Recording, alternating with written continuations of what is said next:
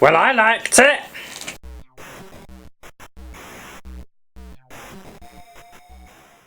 Hi, I'm Daniel and this is a dunking of Ted 2, the second film from Seth MacFarlane, following the adventures of Ted and his human friend John Bennett. Let's break it down. After discovering that he's not a person in the eyes of the law, Ted goes on a journey to appeal to Morgan Freeman to try and restore his humanity and get his life back. Oh, and the film has about 1 million sex jokes. And drug jokes. And jokes that Amanda Seyfried's character is completely pop culture illiterate. Yeah, I didn't stop laughing either. How do I say this? This film is not funny. I smiled a few times, but it's the same jokes from the first film, recycled. The film has no originality in it.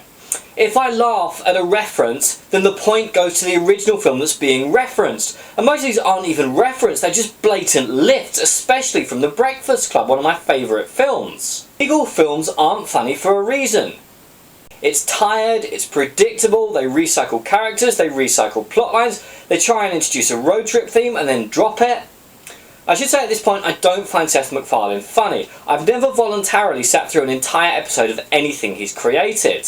And I feel that the first film appealed even to me as a non-fan. I smiled, I laughed, I liked the Sam Jones in the first film, I laughed at the Flash Gordon stuff. But even that gets recycled.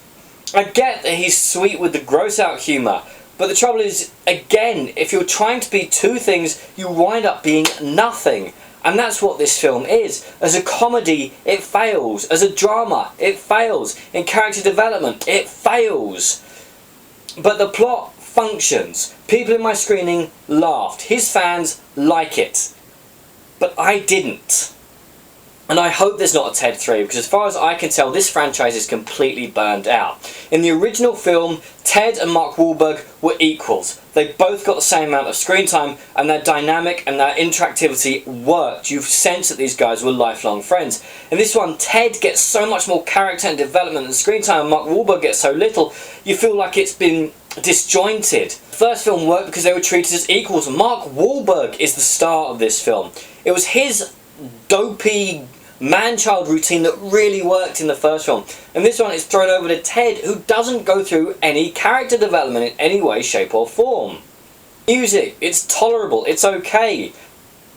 But there was no line that came out of this film that I could quote to you now. There was no moment that made me chuckle. There was nothing sitting on the train back that I thought, yeah, that really worked. Maybe it's because I don't like Seth MacFarlane, I don't know. All I can say is that in the end, this film is poor. I'm Daniel, this is a Donkey. If you enjoyed this video, please like, share and subscribe.